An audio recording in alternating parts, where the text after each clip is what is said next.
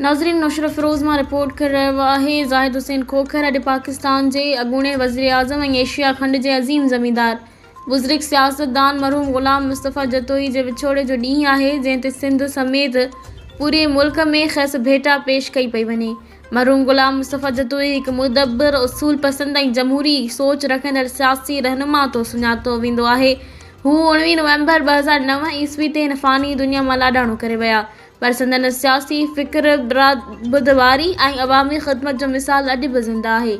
मरहूम न रुगो सिंध जे वॾे वज़ीर तौरु अहम किरदारु अदा कयो, पर 1990 ईस्वी में पाकिस्तान जे अबूरी वज़ीर आज़म तौरु बि पंहिंजूं ज़िम्मेवारियूं निभायूं।